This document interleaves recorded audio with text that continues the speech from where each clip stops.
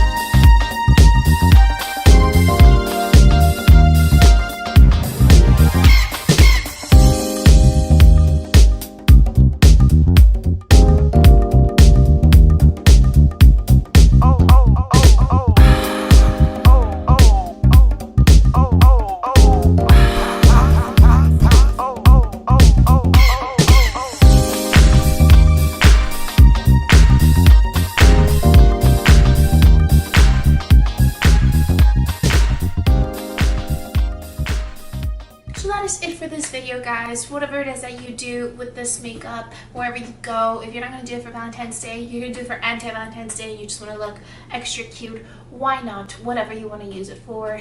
Change it up if you want to. This is just kind of what I thought was really cute, and I really enjoyed it, and I might actually use tonight for a girls' night. We'll see. It's just really cute. I just love pink, and this is my element right now. This is my element. As much as I love edgy, this is my element. But anyway, I really hope you guys enjoyed this video. If you did, please give it a thumbs up. Subscribe if you haven't, and if you have any comments, concerns, questions, suggestions, please comment down below. I love reading them. So anyway, I love you guys so much. Happy Valentine's Day, or happy anti-Valentine's Day, or happy Galentine's Day. Whatever it is that you celebrate. Yeah. I could say cat-times. I need to stop talking about my cats anyway. I love you guys so much. And I'll see you guys next time. Bye.